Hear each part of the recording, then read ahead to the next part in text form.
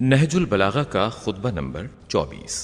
امیر المومنین حضرت علی علیہ السلام خطبہ نمبر 24 میں ارشاد فرماتے ہیں، مجھے اپنی زندگی کی قسم، میں حق کے خلاف چلنے والوں اور گمراہی میں بھٹکنے والوں سے جنگ میں کسی قسم کی رو رعایت اور سستی نہیں کروں گا۔ اے اللہ کے بندو، اللہ سے ڈرو اور اس کے غضب سے بھاگ کر اس کے دامن رحمت میں پناہ لو، اللہ کی دکھائی ہوئی راہ پر چلو اور اس کے عائد کردہ احکام کو بجا لاؤ۔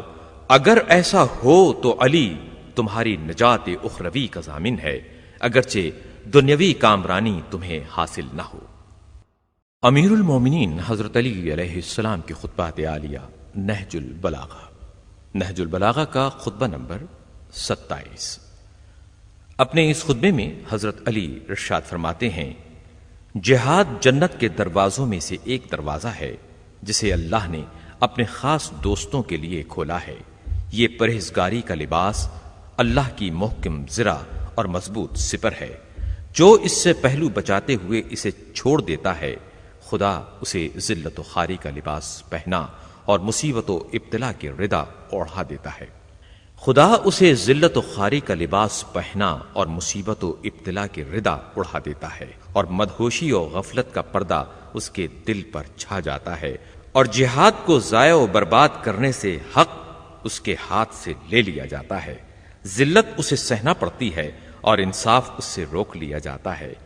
حضرت علی علیہ السلام اپنے اس خطبے میں ارشاد فرماتے ہیں، میں نے اس قوم کو لڑنے کے لیے رات بھی اور دن بھی، اعلانیہ بھی اور پوشیدہ بھی تمہیں پکارا اور للکارا، اور تم سے کہا کہ قبل اس کے کہ وہ جنگ کے لیے بڑھیں تم ان پر دھاوا بول دو۔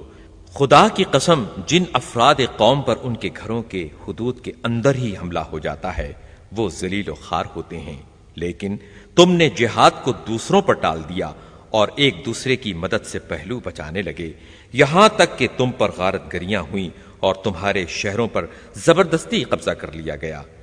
اسی بنی غامت کے آدمی سفیان ابن عوف ہی کو دیکھ لو کہ اس کی فوج کے سوار شہر انبار کے اندر پہنچ گئے اور حسان ابن حسان بکری کو قتل کر دیا، اور تمہارے محافظ سواروں کو سرحدوں سے ہٹا دیا، اور مجھے تو یہ اطلاع بھی ملی ہے کہ اس جماعت کا ایک آدمی مسلمان ذمی عورتوں کے گھروں میں گھس جاتا ہے اور ان کے پیروں سے کڑے، ہاتھوں سے کنگن، گلوبند اور گوشوارے اتار لیتا ہے، اور ان کے پاس اس کی حفاظت کا کوئی ذریعہ نظر نہ آتا تھا سوائے اس کے کہ انا للہ و انا الیہ راجعون کہتے ہوئے صبر سے کام لیں یا خوشامدیں کر کے اس سے رحم کی التجا کریں۔ وہ لدے پھندے ہوئے پلٹ گئے، نہ کسی کے زخم آیا نہ کسی کا خون بہا۔ اب اگر کوئی مسلمان ان سانحات کے بعد رنج و ملال سے مر جائے تو اسے ملامت نہیں کی جا سکتی۔ حضرت علی علیہ السلام اپنے اس خطبے میں ارشاد فرماتے ہیں، بلکہ میرے نزدیک ایسا ہی ہونا چاہیے۔ العجب ثم العجب، خدا کی قسم، ان لوگوں کا باطل پر ایکا کر لینا اور تمہاری جمعیت کا حق سے منتشر ہو جانا دل کو مردہ کر دیتا ہے اور رنج و اندوہ بڑھا دیتا ہے۔ تمہارا برا ہو، تم غم و حزن میں مبتلا رہو، تم تو تیروں کا از خود نشانہ بنے ہوئے ہو، تمہیں ہلاک و تاراج کیا جا رہا ہے، مگر تمہارے قدم حملے کے لیے نہیں اٹھتے۔ وہ تم سے لڑ بھڑ رہے ہیں اور تم جنگ سے جی چراتے ہو، اللہ کی نافرمانیاں ہو رہی ہیں اور تم راضی ہو رہے ہو۔ اگر گرمیوں میں تمہیں ان کی طرف بڑھنے کے لیے کہتا ہوں تو تم یہ کہتے ہو کہ یہ انتہائی شدت کی گرمی کا زمانہ ہے، اتنی مہلت دیجیے کہ گرمی کا زور ٹوٹ جائے، اور اگر سردیوں میں چلنے کے لیے کہتا ہوں تو تم یہ کہتے ہو کہ کڑاکے کا جاڑا پڑ رہا ہے، اتنا ٹھہر جائیے کہ سردی کا موسم گزر جائے۔ یہ سب سردی اور گرمی سے بچنے کے لیے باتیں ہیں۔ جب تم سردی اور گرمی سے اس طرح بھاگتے ہو تو پھر خدا کی قسم تم تلواروں کو دیکھ کر اس سے کہیں زیادہ بھاگو گے۔ اے مردوں کی شکل و صورت والے نامرادو، تمہاری عقلیں بچوں کی سی اور تمہاری سمجھ حجلہ نشین عورتوں کی مانند ہے۔ میں تو یہی چاہتا تھا کہ نہ تم کو دیکھتا نہ تم سے جان پہچان ہوتی، ایسی شناسائی جو ندامت کا سبب اور رنج و اندوہ کا باعث بنی ہے۔ اللہ تمہیں مارے، تم نے میرے دل کو پیپ سے بھر دیا ہے اور میرے سینے کو غیظ و غضب سے چھلکا دیا ہے۔ تم نے مجھے غم و حزن کے جرے پہ در پہ پلائے، نافرمانی کر کے میری تدبیر و رائے کو تباہ کر دیا، یہاں تک کہ قریش کہنے لگے، علی ہے تو مرد شجاع لیکن جنگ کے طور طریقوں سے واقف نہیں۔ امیر المومنین حضرت علی علیہ السلام نہج البلاغہ کے اس خطبے کے آخری حصے میں ارشاد فرماتے ہیں، اللہ ان کا بھلا کرے، کیا ان میں سے کوئی ہے جو مجھ سے زیادہ جنگ کی مزاولت رکھنے والا اور میدان وغا میں میرے پہلے سے کار نمایاں کیے ہوئے ہو؟ میں تو ابھی 20 برس کا بھی نہ تھا کہ حرب و ضرب کے لیے اٹھ کھڑا ہوا، اور اب تو 60 سے بھی اوپر ہو گیا ہوں، لیکن اس کی رائے ہی کیا جس کی بات نہ مانی جائے۔ امیر المومنین امام المتقیان حضرت علی علیہ السلام نہج البلاغہ کے خطبہ نمبر 29 میں ارشاد فرماتے ہیں کہ اے وہ لوگو جن کے جسم یکجا اور خواہشیں جدا جدا ہیں، تمہاری باتیں تو سخت پتھروں کو بھی نرم کر دیتی ہیں، اور تمہارا عمل ایسا ہے کہ جو دشمنوں کو تم پر دندان آس تیز کرنے کا موقع دیتا ہے۔ اپنی مجلسوں میں تو تم کہتے پھرتے ہو کہ یہ کر دیں گے اور وہ کر دیں گے، اور جب جنگ چھڑ ہی جاتی ہے تو تم اس سے پناہ مانگنے لگتے ہو۔ جو تم کو مدد کے لیے پکارے اس کی صدا بے وقت، اور جس کا تم جیسے لوگوں سے واسطہ پڑا ہو اس کا دل ہمیشہ بے چین ہے۔ ہیلے حوالے ہیں، غلط سلط اور مجھ سے جنگ میں تاخیر کرنے کی خواہشیں ہیں، جیسے نادہند مقروض اپنے قرض خواہ کو ٹالنے کی کوشش کرتا ہے۔ ذلیل آدمی ذلت آمیز زیادتیوں کی روک تھام نہیں کر سکتا، اور حق تو بغیر کوشش کے نہیں ملا کرتا۔ اس گھر کے بعد اور کون سا گھر ہے جس کی حفاظت کرو گے، اور میرے بعد اور کس امام کے ساتھ ہو کر جہاد کرو گے؟ خدا کی قسم، جسے تم نے دھوکہ دے دیا ہو اس کے فریب خوردہ ہونے میں کوئی شک نہیں، اور جسے تم جیسے لوگ ملے ہوں تو اس کے حصے میں وہ تیر آتا ہے جو خالی ہوتا ہے، اور جس نے تم کو تیروں کی طرح دشمن پر پھینکا ہو اس نے گویا ایسا تیر پھینکا ہے جس کا سوفار ٹوٹ چکا ہو اور پیکان بھی شکستہ ہو۔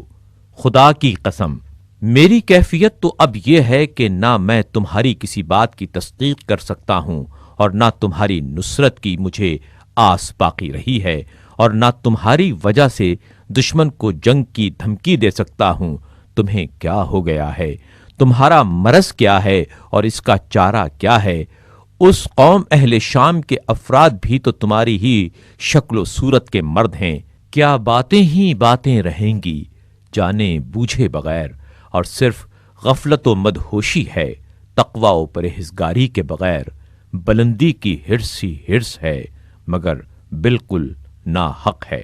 امیر المومنین حضرت علی علیہ السلام کے خطبات عالیہ نہج البلاغہ، نہج البلاغہ کا خطبہ نمبر 33۔ امیر المومنین حضرت علی جب اہل بصرہ سے جنگ کے لیے نکلے تو عبداللہ ابن عباس کہتے ہیں کہ میں مقام ذیقار میں حضرت کی خدمت میں حاضر ہوا تو دیکھا کہ آپ اپنا جوتا ٹاک رہے ہیں۔ مجھے دیکھ کر فرمایا، اے ابن عباس، اس جوتے کی کیا قیمت ہوگی؟ میں نے کہا، اب تو اس کی کچھ بھی قیمت نہ ہوگی۔ حضرت امیر المومنین حضرت علی علیہ السلام نے فرمایا، اگر میرے پیش نظر حق کا قیام اور باطل کا مٹانا نہ ہو تو تم لوگوں پر حکومت کرنے سے یہ جوتا مجھے کہیں زیادہ عزیز ہے۔ پھر آپ باہر تشریف لائے اور یہ خطبہ ارشاد کیا۔ نہج البلاغہ کا خطبہ نمبر 33۔ حضرت علی فرماتے ہیں، اللہ نے محمد صلی اللہ علیہ وآلہ وسلم کو اس وقت بھیجا کہ جب عربوں میں نہ کوئی کتاب آسمانی کا پڑھنے والا تھا، نہ کوئی نبوت کا دعوے دار۔ آپ نے ان لوگوں کو ان کے صحیح مقام پر اتارا اور نجات کی منزل پر پہنچا دیا، یہاں تک کہ ان کے سارے خم جاتے رہے اور حالات محکم و استوار ہو گئے۔ حضرت علی ارشاد فرماتے ہیں، خدا کی قسم میں بھی انہی لوگوں میں تھا جو اس صورتحال میں انقلاب پیدا کر رہے تھے، یہاں تک کہ انقلاب مکمل ہو گیا۔ میں نے اس کام میں نہ کمزوری دکھائی نہ بزدلی سے کام لیا، اور اب میرا بھی اقدام ویسے ہی مقصد کے لیے ہے تو صحیح جو میں باطل کو چیر کر حق کو اس کے پہلو سے نکال لوں۔